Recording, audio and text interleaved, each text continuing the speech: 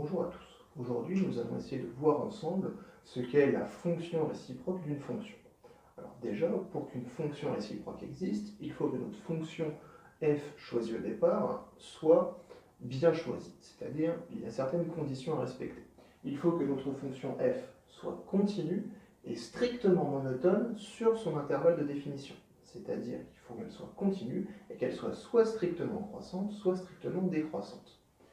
Et on s'intéresse également à l'intervalle dans lequel les images vont prendre leur valeur. Donc notre fonction f, elle est donc continue, strictement monotone, et prend son départ, on va dire, dans l'intervalle i, et arrive dans l'intervalle j. Si notre fonction f est bien définie comme ça, alors il existe une unique fonction qui, elle, est définie sur j et à valeur dans i. C'est-à-dire que l'ensemble de départ et l'ensemble d'arrivée sont inversés entre notre fonction f et notre fonction j. Et cette fonction réciproque, elle n'est pas construite n'importe comment.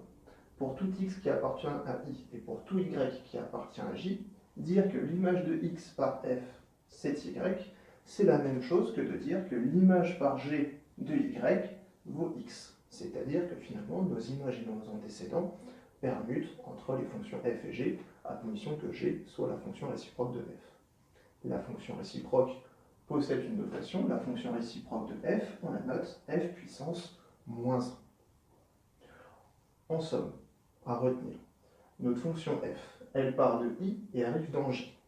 Elle est continue et strictement monotone. Dans ce cas-là, elle admet une fonction réciproque f-1 qui, elle, part de j et arrive dans i, pour laquelle l'image de y vaut x.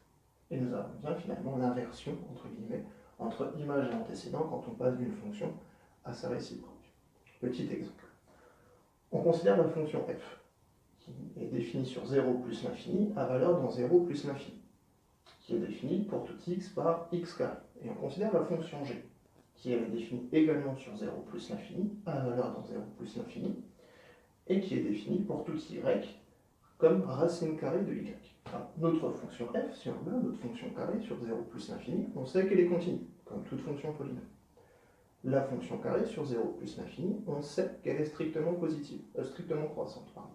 Ce qui veut donc dire qu'on a bien une fonction qui est continue, strictement monotone, puisqu'elle est strictement croissante, définie sur i qui vaut 0 plus l'infini, et à valeur dans j qui vaut aussi 0 plus l'infini. Donc finalement, notre fonction carrée, elle admet bien une fonction réciproque. Et tenez-vous bien, c'est justement la fonction g qui était définie comme étant la racine carrée. Effectivement, si on regarde l'image de 5 par la fonction f, c'est-à-dire par la fonction carré, 5 au carré, 25.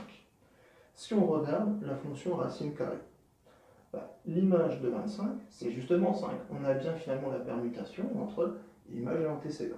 Et ça, c'est valable pour n'importe quel nombre réel. En fait, notre fonction carrée définie sur 0 plus l'infini, attention, et notre fonction racine carrée qui est définie elle aussi sur 0 plus l'infini, sont bien réciproques l'une de l'autre. La fonction réciproque de la fonction carrée restreinte à 0 plus l'infini est bien la fonction racine carrée. Et nous avons finalement d'autres propriétés aussi sur les fonctions réciproques. À savoir par exemple que si nous avons une fonction f et une fonction f-1 sa réciproque, leur courbe dans un repère est symétrique par rapport à la droite d'équation y égale x. Vous pouvez le voir justement sur l'image ci-contre, avec l'exemple de notre fonction carrée et notre fonction racine carrée.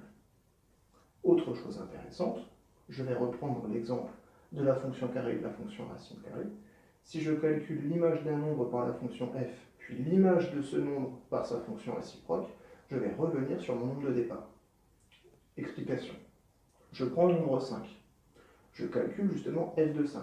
Et après ça, je vais calculer f-1 de f de 5.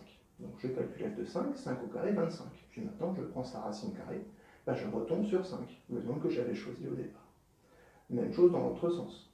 Si je prends un nombre qui appartient à l'ensemble de définition de ma fonction réciproque, par exemple 25, que je calcule l'image par ma fonction réciproque, puis l'image de ce nombre justement par la fonction de départ, je vais retomber sur le nombre que j'avais choisi au départ. Explication. Je prends justement 25. Je calcule l'image de 25 par la fonction racine carrée. Je tombe sur 5.